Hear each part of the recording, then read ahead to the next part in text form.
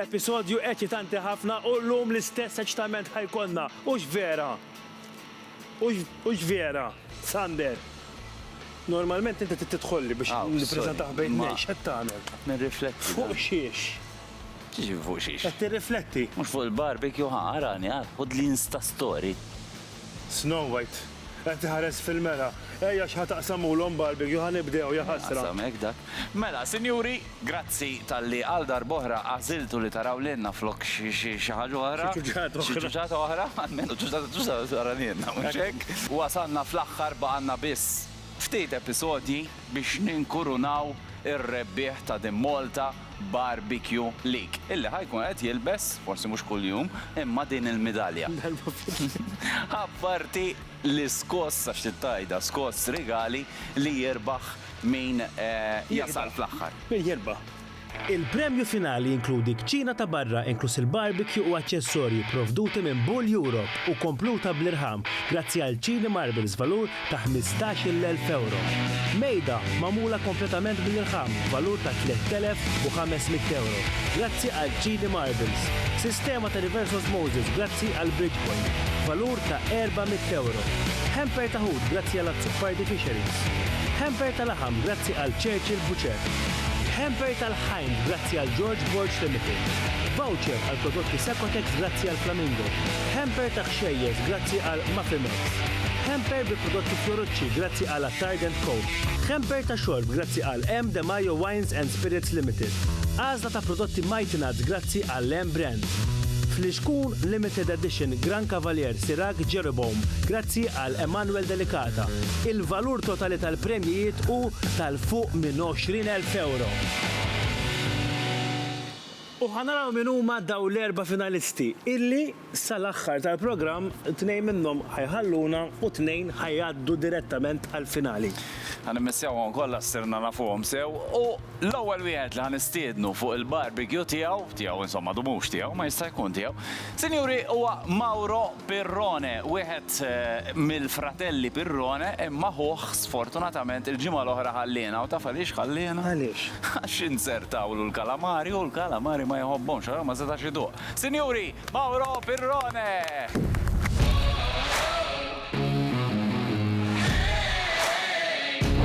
Jena hija tħallna di kompetizzjoni bħala tim u ovvjament ma ħadniex l-ewwel reazzjoni kienet ma ħadniex gost li ħansajru għalina, s-għadinaw konna nadattaw għas-sitwazzjoni.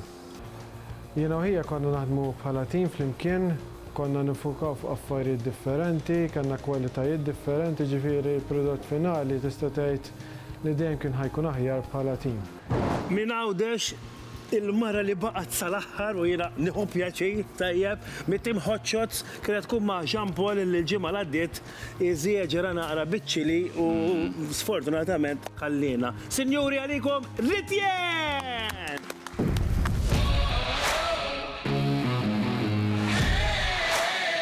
Mela, xinqalu li t-teams li konna eżempju l-kuġin tiegħi kellna ninfirdu kien xejn ta' xokk. Ovvjament aħna tħallna għal-kompetizzjoni bħala teams, allura dik il-ħaġa li kollok tinfiret mill-partner tiegħek tkun daqsxejn bi kbira.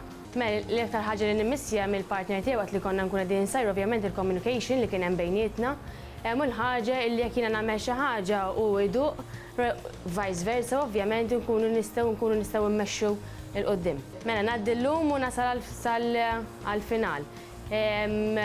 Ovvjament tħoss ċertu proud dek, però ovvjament il-ħaġa li ħanasal sem jekk nasal ovvjament ikun ta' sodisfazzjon għalija. U jmiss issa għal Pit Boss Duo li m'għadhomx duo ġew singli imma illum imiss li jilgħab Ray George wara li marlu l-ġimgħa l-oħra tista' tgħid l-impressjonana b'dak il-plaklamari le ma nistax ngħidha. Sinjuri, Ray George!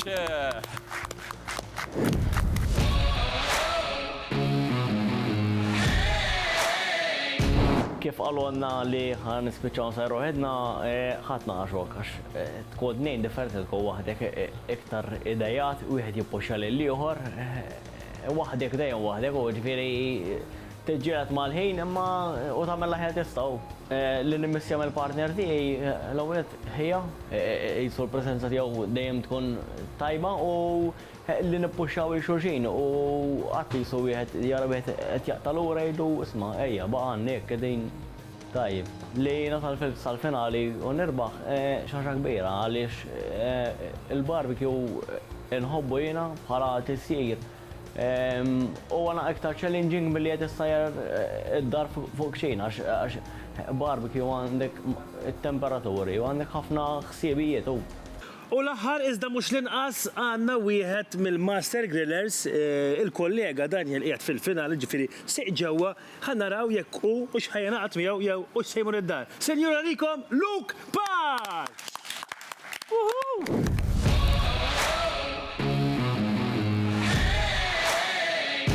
Malla għallunna li separawna, l-reazzjoni kienet hekk, esa ħasda. Għax tħanna bħala tim, xtaqna neqpaw tim, ovvjament, jekk kieku wasalna r-rebħa, kienet tkun sabiħa li nerfuha fl-imkien. Imma issa, li ma tnix fl-imkien għal-kemm huwa dur ħabib tiegħi, nistara falli nikkompeti kontriħ, jekk hemm bżonn nirbaħlu. Ara, l-iktar ħaġa li ħan immissja minn denji li il-fatt li aħna kellna ċertu chemistry ġew ċina, konna naħdmu fl-imkien, ma nirfsux fl-għalqa ta' xulxin u x-xogħol kien jitqassam jisu mingħajr ħsieb ħanejdu hekk. Ħanejdlek, jekk jinnexxieli verament din challenge in ġenerali nerbaħa, għalija tkun ċertifikat għalija personali għax bnidem nħobb il-barbecues, bnidem nikkonsidra ruħi li forsi għandina idea ta' barbecue mhux ħażin, ġifieri jekk jinnexxieli nerbaħa dak huwa suċċess qawwi.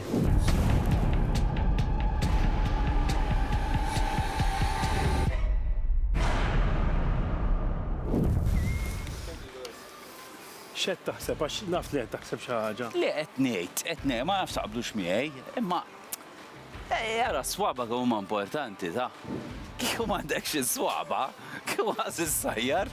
Ħanajdlek Freud amateur dik.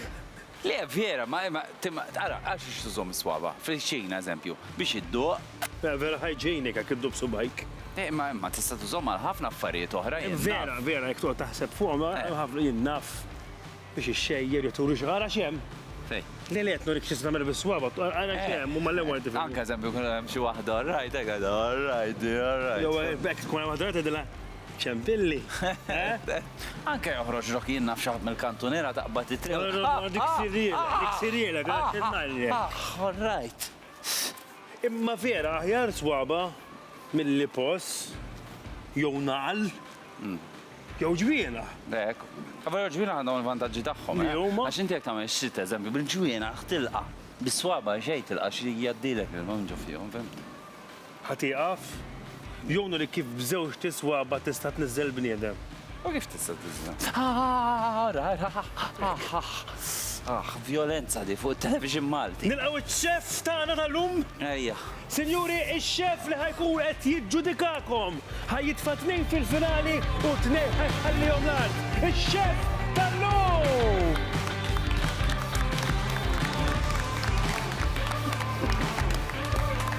Partecipanti għalikom, Joseph Piscopo! Yes! Xanna Joe! Ejja, ħanuflu l-drink fil-bar iż-żajr tiegħek, ejja Joe! Toħdu bravi. L-passjoni tiegħi bħala ċef bdiet billi kont mort naħdem di xoċer ġo lokanda stabilita Malta. U kien hemm ħabib tiegħi bażikament kont għadni daqsxejn ta' tifel u tħassani naħsel dawk il-borom u minn hemmhekk tawni l-okkażjoni mmur nitgħallem nidħol ġol ITS u mill-ITS immur nkompli naħdem ġodil l-lokanda. U minn hemmhekk bażikament bdejt it-triq. Naħseb il-passjoni tal-ikel dejjem kienet hemmhekk, dejjem kont kreattiv, ċertu affarijiet anke l-iskola, dawk l-affarijiet kont nipprova dejjem nkun kreattiv iżżejjed anzi.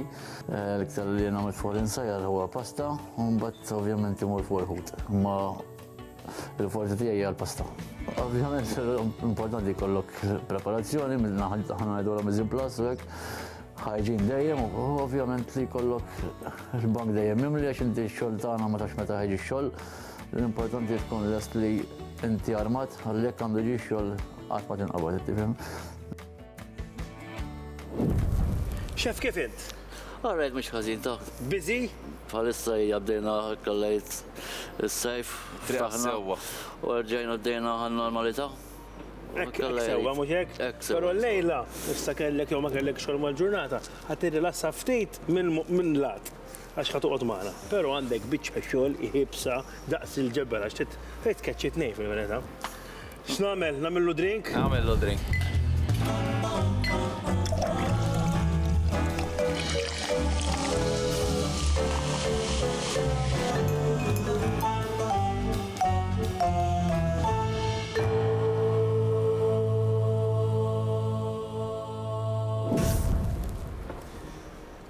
Dak għalikom, dan għalija.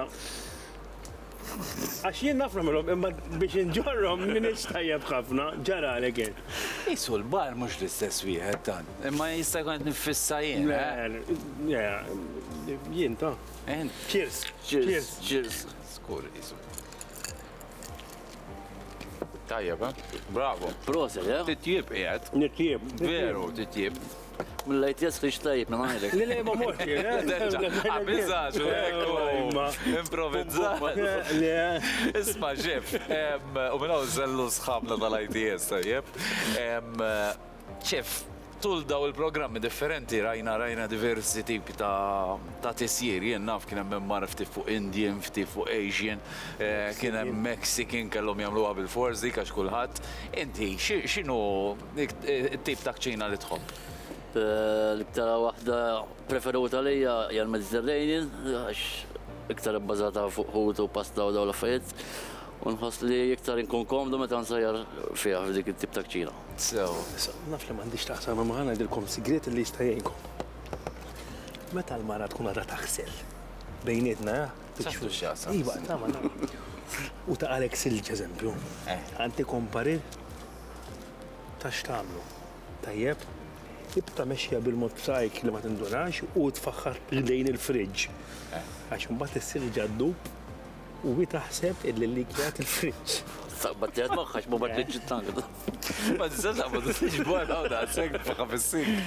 Għaxin minn Tista' wkoll, però mbagħad tista' tagħmilha bil-frak. Il-frak jitfa' kollox fil-ġemp, u mbagħad jiġu nemel u għajdilha. Taf kif ċanna tan-nemel? ġurna tad-dar. Iqaf. T-tedux il-pariri tijaw s-simaw minni, għax etnajdlek kif provaw salvaw switch. Xef, kemm il-darba tkun għaddej bil-service u f'daqqa waħda jitħollok xi klient li forsi ma jkunx irid eżatt li jkollu fuq il-menju, xi ħaġa nieqsa jew xi ħaġa u jkollok dak il-ħin tara se tivventa. Tiġrilkom di? Tiġri ħafna slabi. Jgħawel l-ustess? Għalissa ċejjen id-duru ħafna dak lactose intolerance, gluten u bla bla bla. Dak il-ħin kollok Zom il-kalmizza fil-vera. ħaġa importanti ma li xef ikun kapaċi. Konversattiv. Tkun ħaġa tittara inti l-oġġett jidħol mal-ieħor, mhux ħadaq toħroġ il-plak li ma jkunx Għaxħalef li jiġi u ġalek il-bibut l-għalek.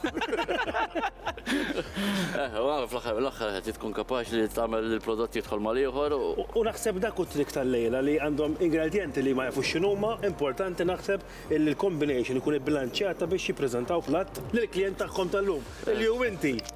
Mela xef, aqbad id-drink, morru sa fej il-mejda illi minna ftit ieħor tikxef l-ingredienti ħajkunu jafu s-sej sajru u dik hija l-istess mejda illi r-rebbieħ ħajħu miegħu. Grazzi għal ċini regali da, grazzi għal ċini Marbles. Kif għana xef? Alright, mhux ħażin. Ġej il-moment tiegħek.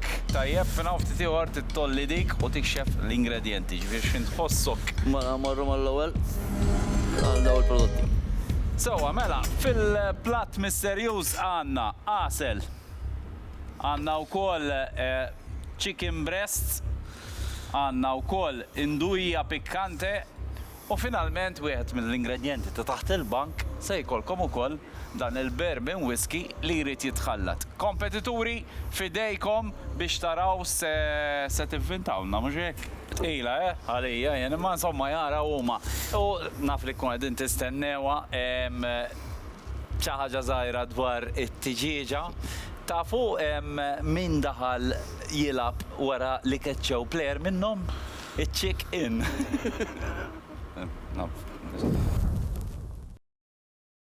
Lura l Malta Barbecue League infakkarkom li ekkatkom ma fastux like fuq il-Facebook page tagħna, idħlu għafsu like u taraw il-kontenut kollu li aħna nitfgħu ta' kull ġimgħa. Isma' x'kultant qed insema xi mur tal-mola u aħna qegħdin live barra tajjeb u allura żmien il-festi tifhimha li kultant tisma' bum. Ma sabiħa waqt barbecue dik il-festa. Kważi daħlek fl-atmosfera. Għandna wkoll website tistgħu titlu fuqha, hemmhekk issibu ir-riċetti, issibu informazzjoni dwar il-kontestanti u iktar il-qoddim la kollox jiġi normali konna wkoll post fejn tkunu tistgħu taraw l-events li għandna likom. Afsu inti l-mejja. Wejax sew li tafsu int wara dal-programmi kollha ejja. Vera? Fair and square illum. Tajjeb għax anke n-nies li kolli jgħidu li kif ma ħadikx tafa sew. Lesti, 3, 2, 1. Sorry, maħax. Sorry, hey, maħax. Muriċek, jaġaġa naħseb, they are not armed, mux armed. X'ġifieri mhux armed? Ma jkunux li, skużawna. 3, 2, 1. Jitlaq il-ħin issa.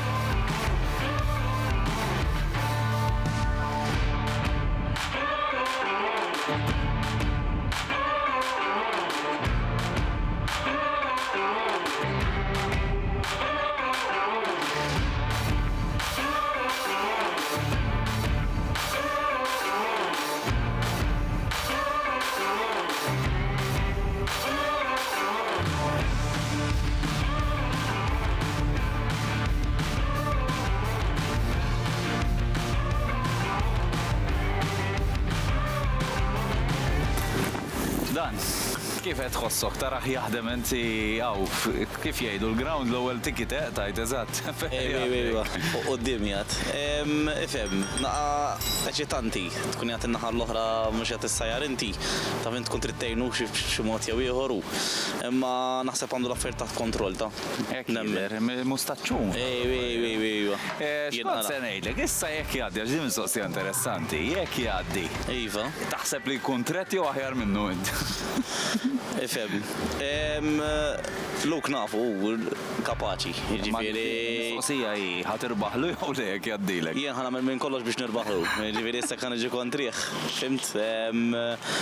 Ħanamel ma l-aħjar li nista'. Bħalma hu ħajamel żgur ukoll. Ġan, għall-ewwel darba soltu inti dal-ħin kun għaddek gas down tajjeb u kważi rritjen tkun mhux iktar waħda kalma x'qatt ma tkun kalma miskina tanzi vera taħdem u ma tkun li qed tispjega inti tkun iktar flexion. Kif qed tħossok? Iktar qed inħossni iktar nervuż bħalissa għax qed nara l-kuġina qiegħda taħdem u ngħid imma qiegħda tagħmel kollu sew qisek qed toqgħod għasa tagħha u qed tobża jekk tagħmel xi żball jekk ma tistax tmur taqbad u tmur tgħinha. Jekk tara li hemm xi żball trid toqgħod lura ma tistax titkellem. U ta' minn ngħidu li intu qegħdin ftit il-bot ukoll, ma nistax taraw eżatt x'inhu jiġri. Mela komplu, all right, niltaqgħu iktar tard.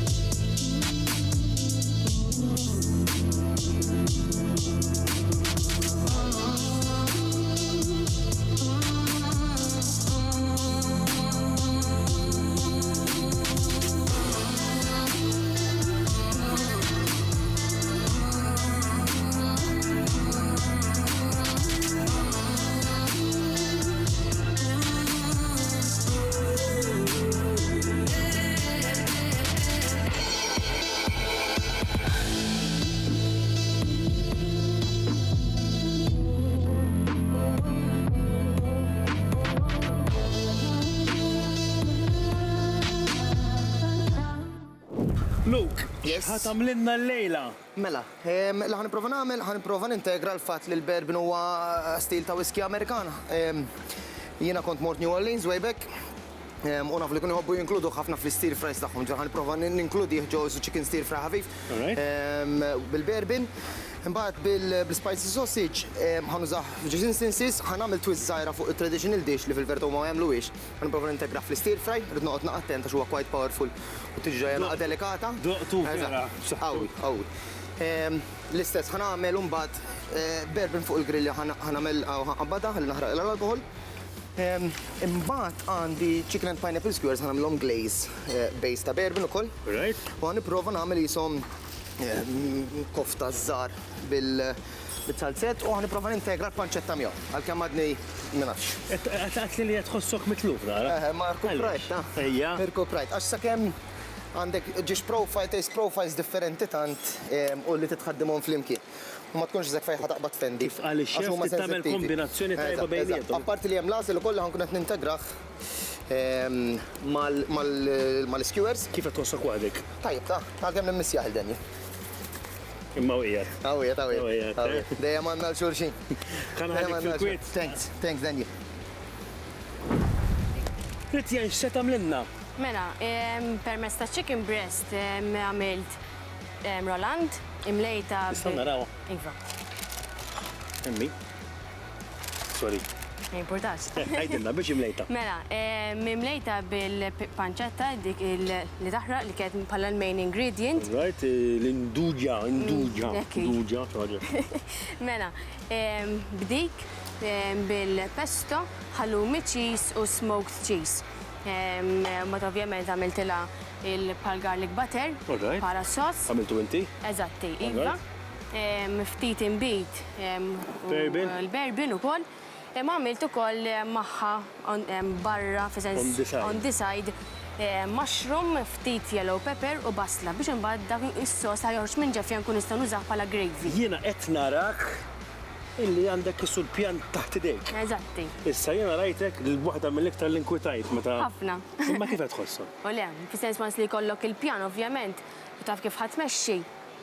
U l-kċina You mhux go kbira for it. wis għax inti daqsxejn sajra. Eżatti, bħala sajt tiegħi skont minn fejn imma. Le.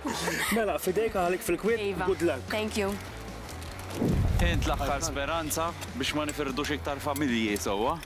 Huk għadda, int x'qed ħawwat biex vera ħawwat jagħti? Ejja, għandi ħajkolli preparajt chicken rollad. L-ingredienti li tajtuna, għandi salami, għandi ftit għasel, ftit bourbon, ftit walnuts, ftit cashew u tħant kollox biex nkun nista' nagħmel jisu patjem. Imlejt it-tiġiġa u tfajtana boiling water fl-istess sejl ħalli taqbali moist. Issa, ħajkolli wkoll bħala kontorn l-asparagus. Tħobbu l-asparagus? Ejja. Apparti li il-flavor wek jagħti ħajja fil-platt il-kulur. Ħajkunu glazed blasel anka cherry tomatoes li kien ingredient. Issa mbagħad hawnhekk għandi daqsxejn ta' sos biex sammat naqdu iktar il-qoddim biex nkun nistani glazja t-tiġiġa fl-aħħar li jikkonsisti l-bourbon l-istess, brown sugar, ftit lemongrass, ftit chili u ftit garlic. Fil-bourbon indaħħaltu kemm hawn u kemm hemm? Ejja. Fidejk. Mauro, sfortunatament Hawk inqala tajjeb. Inqalax ma setax iduq, inti tista' dduq għaċ-chickenu? Ija, nduq subajja, kif għamilt. X'qed tagħmlilna? Għara nitċajta.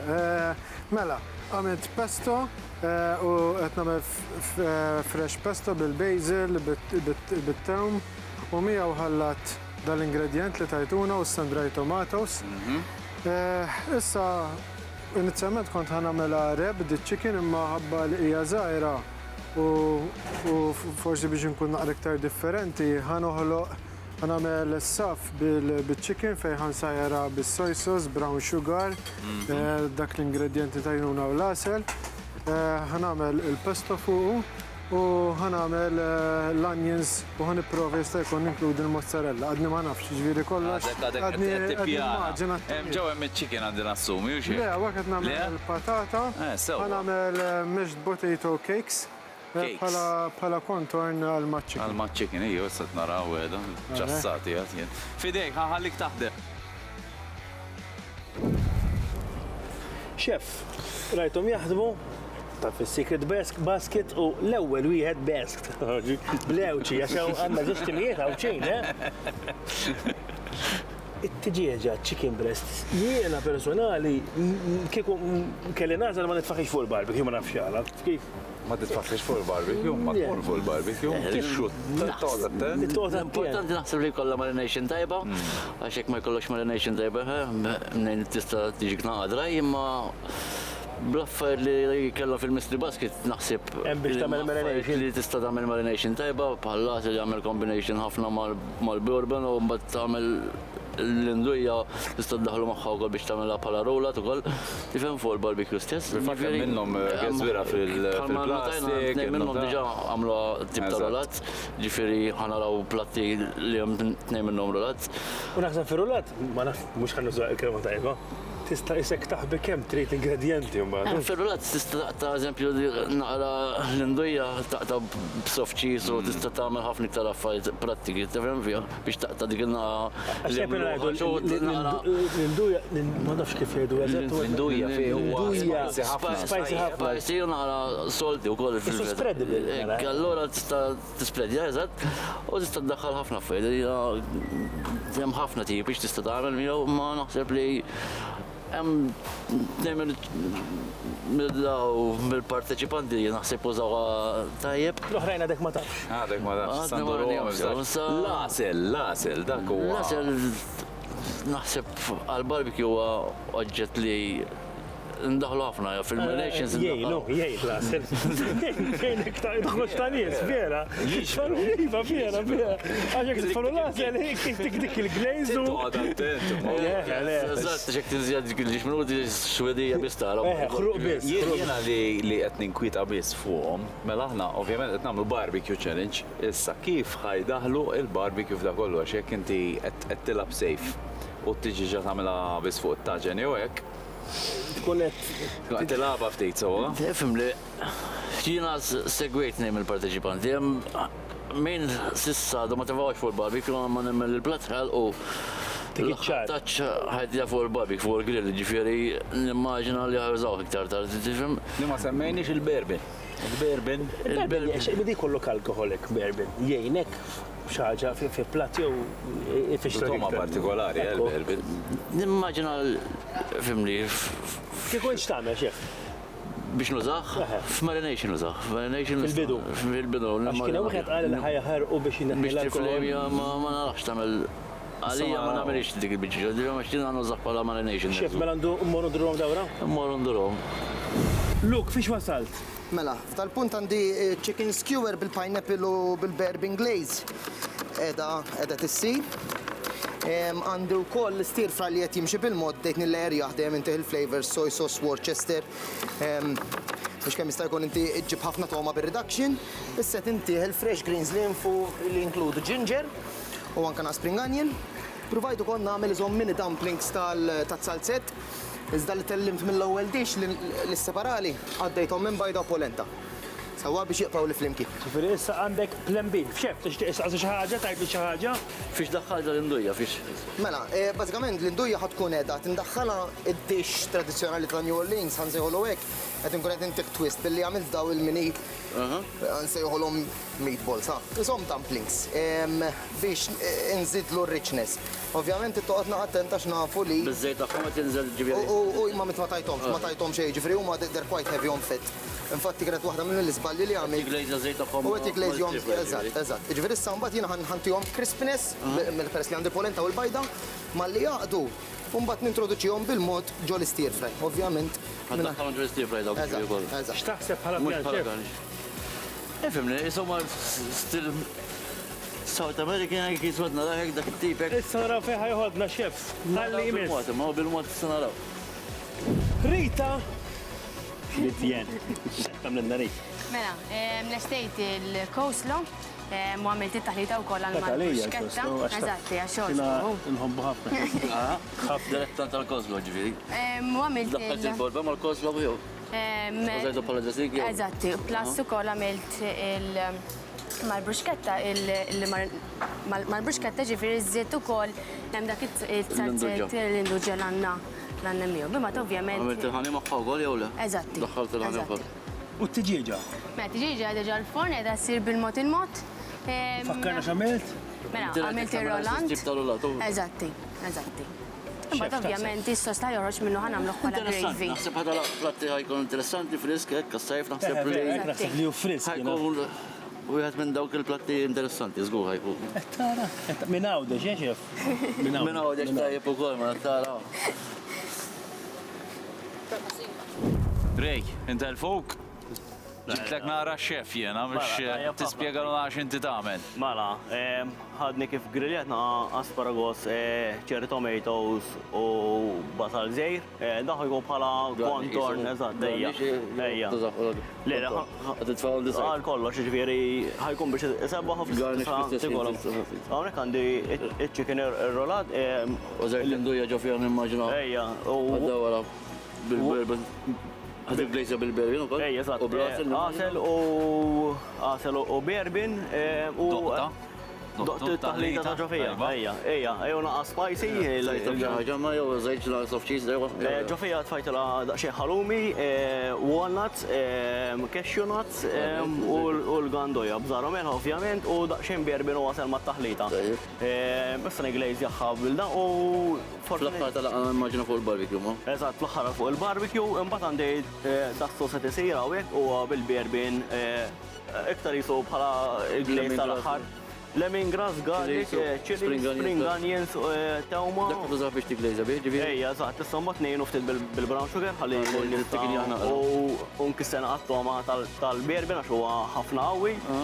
U mbagħad daqsxejn patata bħalissa għadhom għaddejjin, eżatt, qabel ma nitfa' t-tiġieġa biex jieħdu dik in-naqa wara li għallejthom, eżatt. Jieħdu dik in-naqa crispiness u anke jieħdu naqa marki tal-grill. Rej, ħalluk taħdem. Thank you. Mela, ma li nara biċċa chicken ċatta l-ewwel idea tina li nimlija. Naħseb li t-timiet l-oħra jippruvaw jimlu, allura ħan nippruvaw ma' xi ħaġa differenti jiena. Famużi, famużi jmorru għal xi ħaġa kompletament differenti. L-ħan għamel huwa hekk għandi t-taħlita bil-xismu li tajtuna dak, tfajt naqa soy sauce imħallat miegħu, brown sugar u honey, taħlijat immaren hemmhekk, sal-aħħar 10 minuti kemm nitfaħħa fuq il-barbecue. Mbagħad għamilt għal-fuq. Dan jkun interessanti żgħar. Għal-fuq għamilt fresh pesto għamiltu jiena bil-basil, ovvjament it-tewm, olive oil, ħallat miegħu dak li tajtuna wkoll. U żajt il-walnuts. Il-walnuts. Cashew nuts ma kienx hemm kienu konna użana cashew nuts. Dik ħan għamilha fuqha u mbagħad fuqha ħan għamel. Wara tigrillja ħadd immel tiegħu dak ġifieri fuqha jżu. Eżatt, u ħan għamel il-mozzarella di bufala bil-komplement tazza fuqha. Interessanti, Mbagħad qed nagħmel ukoll il-mashed potatoes, mbagħad nagħmelhom grilled biex intihom dik in-naqqa crust u fuqhom ħan nagħmel fried onions. Nice. Ġifieri xi ħaġa nipprova ta' darħin.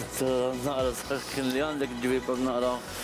Mr. Pirrone. Ħafna affarijiet, tajjeb. Jew Mr. Pirrone, awguri. Tlaqna. Grazzi. Chef, issa huwa l-ħin illi noqogħdu nseksu naqra fuqhom. Nibdew mill-luk li qiegħed fuq quddiem.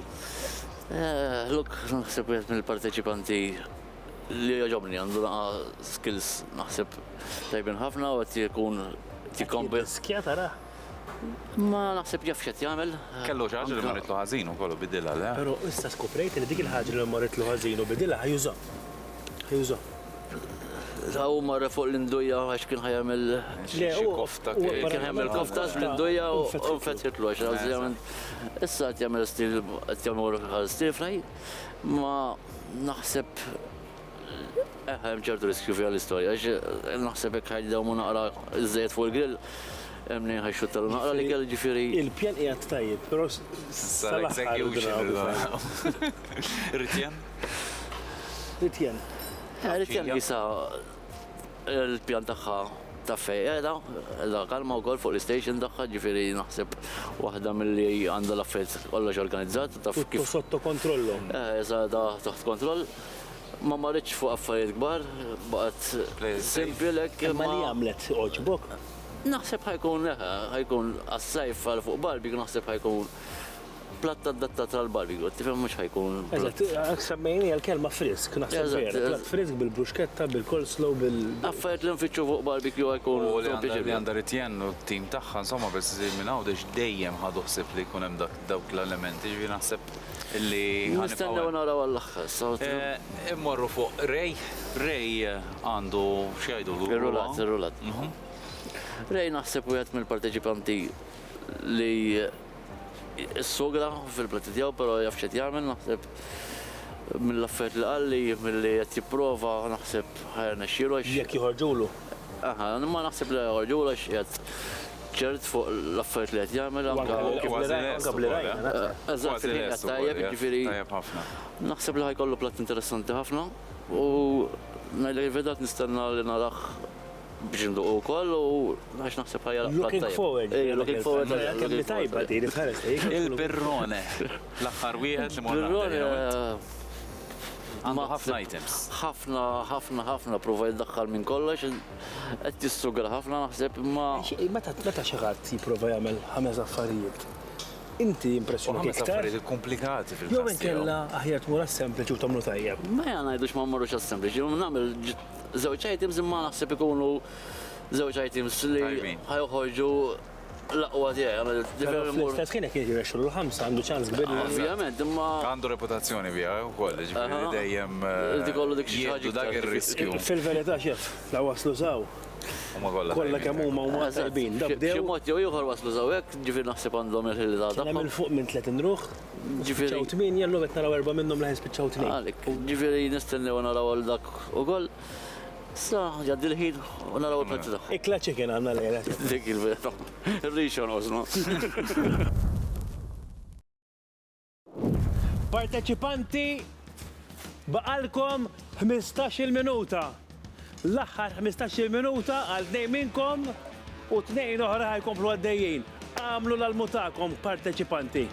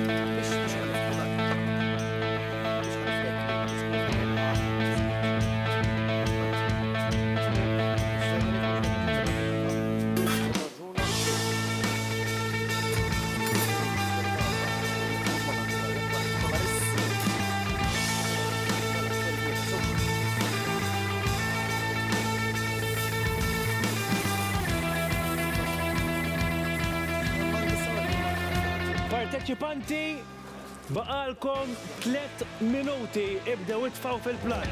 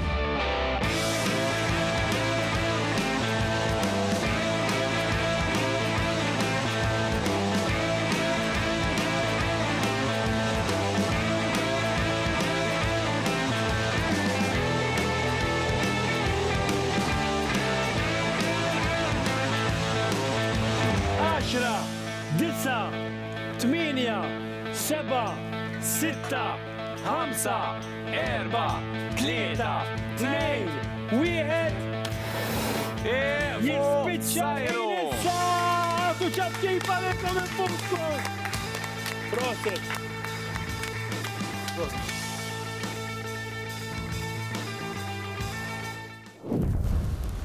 Ġo, wasal il-ħin li tittamel da dirty job jgħidulu, għalix id-duq il-platti kollha u tajdinna x'taħseb. U diġà għandek il-platt tal-ewwel team, Daniel. Kif għana? Għedin hawnhekk lesti skjerati tiġi r-raba darba, jew tielet darba li qegħdin hawnhekk. Ir-raba darba.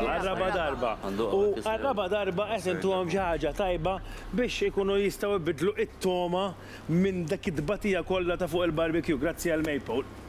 Luke, ent l-ewwel wieħed, x'semmejtu l-platt?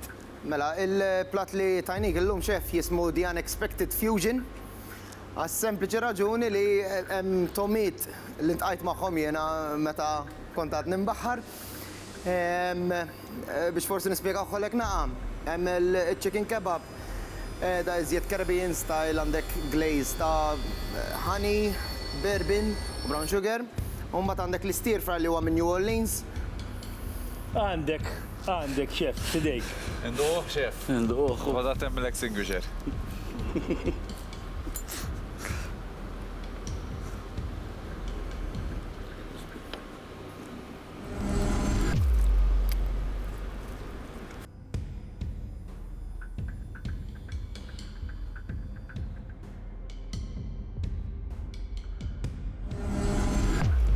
Rej, ċamilna? Mela, Anzi, x'ismu l-platt għax minn hemm nibdew? il-platt jismu chicken bourbon and honey. Ir-raġuni għax huma. Mhux oriġini daqshekk. Eżatt, huma tnejn mill-ingredjenti li kellna llum.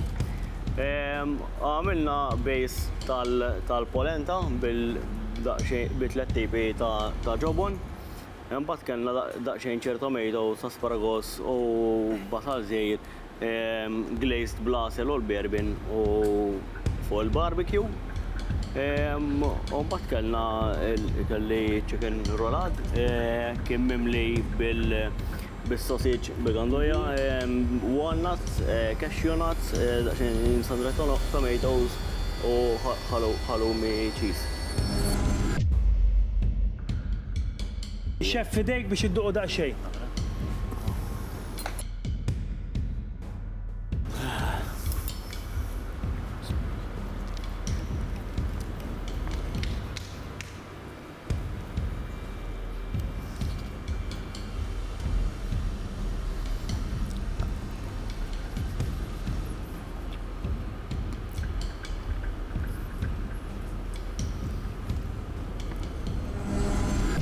Ritjen, x'ismu l-platt?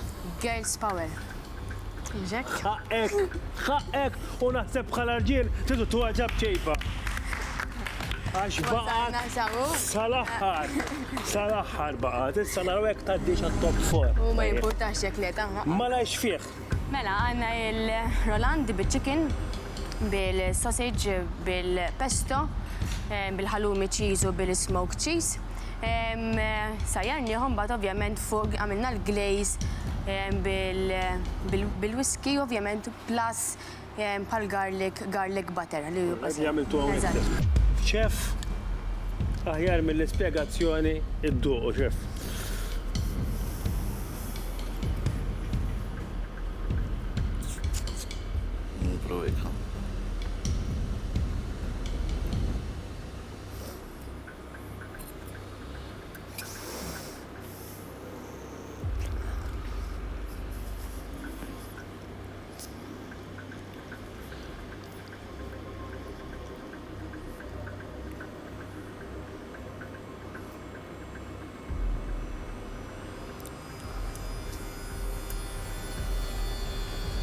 Mauro, x'ismu l-platt?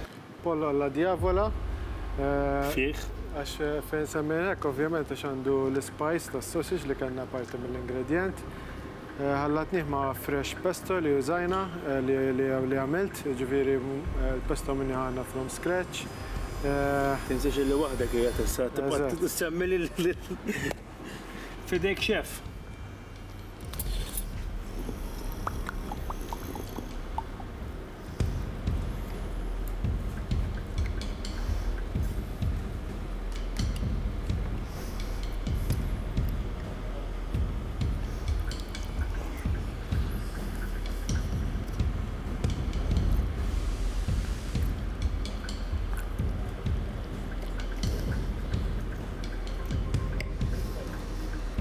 Osama xef jilħaq jaħseb ftit u joroġ bil-verdett tal-lum li huwa importantissimu dal-verdett. Aħna ħanieqfu biex nirringrazzjaw ftit il dawk il-kumpaniji li bis-saħħa tagħhom jittella dan il-programm.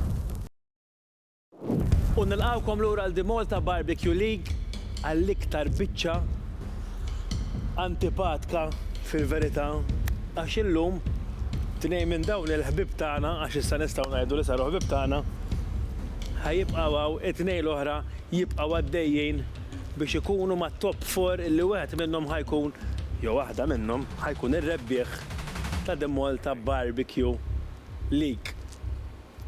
Chef, ħankun qed nitolbok tgħidli li ma kien l-iktar platt illi llejla ogħġbok.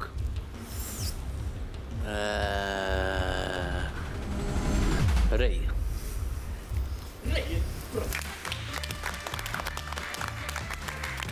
Għalli ma raġuni, xef.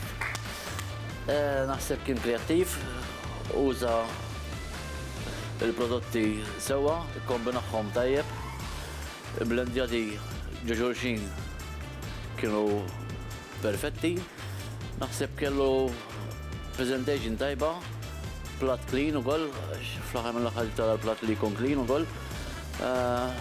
Naħseb għaġobni bħala kif poġġa l-plat, prezentaħħom, kombinaħħom, għaġobni ħafna.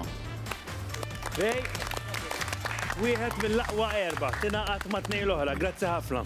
Kif nimxu s-soltu wara li ngħidu l-ewwel wieħed, sfortunatament xef ħanitolbok tgħidli l-inqas platt li jogħġbok il-lejla. L-inqas platt li jogħġobni l-lejla immur għall-luk. U raġunijiet, xef? Prova jdaħħal il-chicken ġol stir fry. Ġitu naqra jibsa chicken, naħseb ħalla jirriduċi ħafna l-ginger fija. U ġitu naqra taf bħala chicken.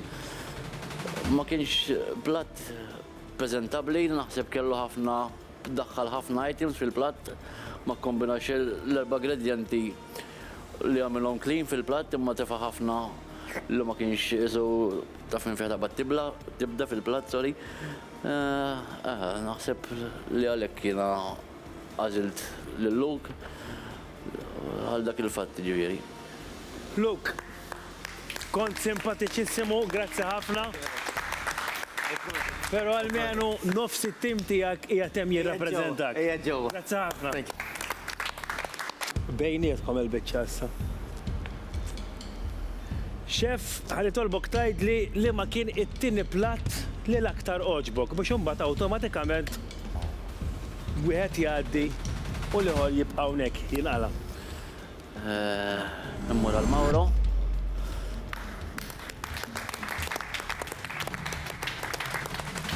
Xef, mela tibda tgħidilna għaliex inqalat Ritjen? Ma morċa Ritjen għax naħseb il-barbecue ma żatawux ħafna, ġast kemm tefat iċ-chicken biss fuq, hija l-affarijiet kienu kollha kisħin għal dak il-fatt. Naħseb bħala dip kien tajjeb imma ma offritx dik xi ħaġa biex tkun tista' tiddipja ġo fih, meta inti tippreżenta d-dip irid ikollok xi ħaġa biex tiddipja ġo fih, tifhem? Għal dak il-fatt li għażilt il-Mawro bħala l-platt ieħor minflok ir-Ritjen. U Mawro x'kellu li ġielek tażlu bħala finalist?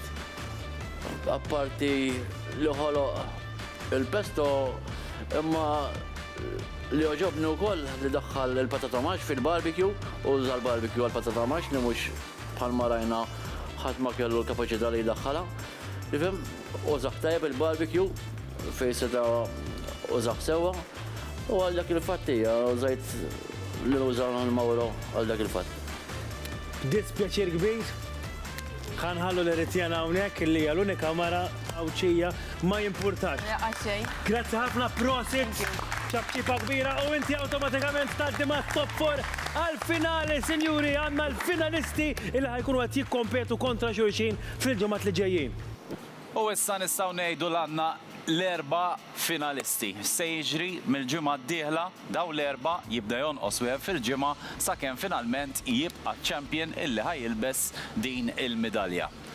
Dawn huma l-erba' finalisti. U kulħadd jgħidilna kemm ħelu dak il-barbecue tal-Heinz u aħna nkunu qed nippruvaw irrepu ħadd minnkom kif billi titlu fuq il-Facebook page tagħna u taraw min mill-finalisti tippruvaw taqtaw se jkun qed jirbaħ il-kompetizzjoni. Xi ħadd minnkom ħajjirbaħ propju dak il-barbecue grazzi għal Heinz. Imbagħad daw il-ċejjen hawnhekk illi qed impoġġuhom birkant grazzi għal Bull Europe u għal Ċini Marbles ukoll illi daw il-ċejjen l-offerti li intom se tagħtu ħajmorru għal Grill for a Reason li hija organizzazzjoni NGO grazzi għal Bull Europe International illi tgħin l-tfal illi jkunu sofrew mid-danni li ġraw ġewwa Ħajti tgħinhom jibnulhom skejjer mill-ġdid. In-nofs li ieħor ħajmorru għal għaqda lokali li tażel il-persuna li tkun qed tirbaħ il-kan stess. Barra minn hekk għandna dan il-ktieb illi llum żdiedet riċetta oħra miegħu illi ħajkun qiegħed jinbih għal prezz 20 euro kif tispiċċa sensiela 5 euro minnhom ħajmorru għal Richmond Foundation. Dak il-programm tal-lum narawkom il-ġimgħa d-dieħla. Ċew għalikom.